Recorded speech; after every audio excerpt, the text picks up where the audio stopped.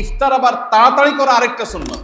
শিয়ারা এবং ইহুদিরা তাদের মধ্যে রোজা আছে, ফাস্টিং আছে। নবী করিম সাল্লাল্লাহু আলাইহি ওয়াসাল্লামের ওই হাদিস আবারও আমরা স্মরণ করি। তিনি বলেছেন, লা ইয়াজালুন নাসু বিখাইরিন মা আজ্জালুল ফুতুর ওয়া আখারুস সুহুর। এই মানুষ, এই উম্মত ততদিন কল্যাণের উপরে প্রতিষ্ঠিত থাকবে যতদিন তারা ইফতার তাড়াতাড়ি করবে আর সাহরি দেরিতে করবে।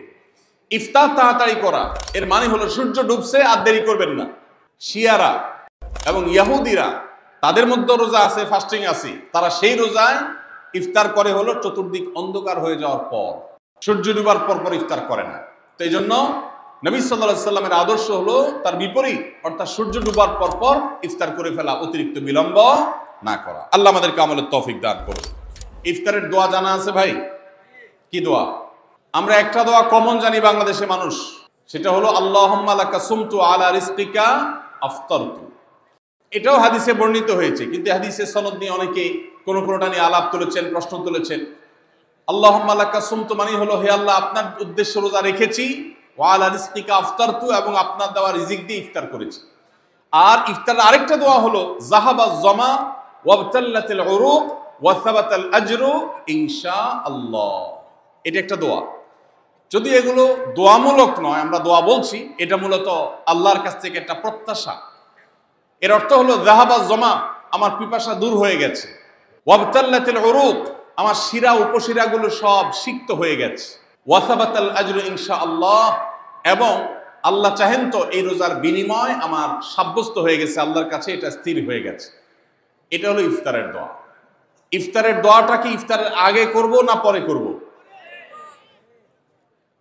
ইফতারের দোয়াটা যারা ইফতারের আগে করার পক্ষে তারা হাত তোলেন, অল্প সংখ্যক মানুষ।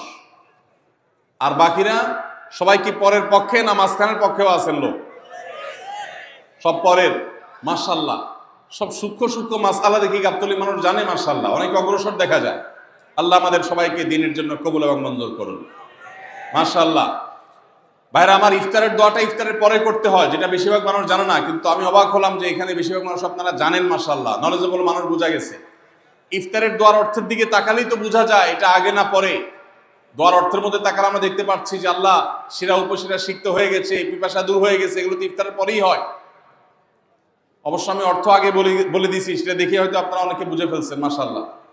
তো যাই হোক, ইফতারের শুরুতে বিসমিল্লাহ বলে ইফতার করব, আর শেষে এই দোয়া পড়বো। আল্লাহ আমাদেরকে আমলের তৌফিক দান করুন। রোজা রেখেছেন কিন্তু ইফতার করেন নাই, রোজা হয়ে যাবে কিন্তু সুন্নাত আদায় হবে না। এই জন্য ইফতার করা একটা সুন্নাত। আল্লাহ তাআলা আরহামুর রাহিমিন, এমন একটা মাস রমজান মাস, সারা বছর কিন্তু আমরা নাস্তা করি।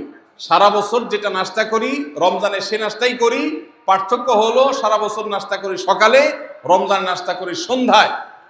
মানুষ দীর্ঘ সময় না খেয়ে থাকার পরে যে খাবার খায় সেটাকেই ব্রেকফাস্ট বলে, সেটাকেই নাস্তা বলে। আরবিতে যে ইফতার বলা হয়, এই ইফতার শব্দের অর্থ কিন্তু নাস্তা। ইফতার শব্দের অর্থ কি? নাস্তা। সারা বছর নাস্তা খেলে কোনো সওয়াব হবে, কিন্তু রমজান মাসে আপনি যদি সারাদিন উপবাস থাকার পর সন্ধ্যায় ব্রেকফাস্ট করেন, অর্থাৎ ইফতার করেন, তাহলে আল্লাহ তাআলা আপনাকে সুন্নাত পালন করার সওয়াব দিবেন। এই জন্য ভাই, ইফতার করা একটা সুন্নাত। সাহরি এবং ইফতারে খেজুর খাওয়া, খেজুর দিয়ে সাহরি ইফতার করা। ইফতারে আপনি অন্য যা খান না খান, খেজুর দিয়ে খাবেন। নবী সাল্লাল্লাহু আলাইহি সাল্লাম আদা পাকা আদা খেজুর দিয়ে ইফতার করতেন, যেটাকে রোতাব বলা হয়। আর যদি সেটা না পাওয়া যেত, সাধারণ যে কোনো খেজুর, সেটাও না পাওয়া গেলে একটু পানি খেয়ে তারপর তিনি ইফতার করতেন। আমরা ইফতারে খেজুর খেতে হয় সুন্নাহ, এটা আমরা জানি, কিন্তু যেটা জানি না সেটা হলো সাহরিতে খেজুর খাওয়া। ভোর রাতে সাহরিতে খেজুর খাওয়া সুন্নত। এটা আগে কে কে জানতেন? হাত তোলেন। আগে জানতেন? মাশাআল্লাহ, হাত নামান। গত বছর রমজানে সাহরিতে ভাত তরকারি যাই খাইছেন না খাইছেন, একটা হলো খেজুর খাইছেন, কারা কারা হাত তোলেন? মাশাআল্লাহ। এদিকে সব আমল করা মানুষ, মাশাআল্লাহ। তাহলে তার ওয়াজ টোয়াজের কোনো দরকার নেই। এত নলেজেবল মানুষ, এত আমলদার মানুষ যদি এলাকায় থাকে, তাহলে ওয়াজের দরকারটা কি? আল্লাহ আমাদের সবাইকে আমলের তৌফিক দান করুন। ভাইরা আমার, ইফতারে খেজুর খাওয়া যেমন সুন্নাত, সাহরিতেও খেজুর খাওয়া সুন্নাত, কিন্তু খেজুর খাওয়া কোনো ফরজ ওয়াজিব না। খেজুরের দাম বেশি হয়ে গেছে, আপনি কিনতে অপারগ। যদি একটা খেজুরও পুরো রমজানে না খান, আপনার রোজার কোনো অসুবিধা হবে।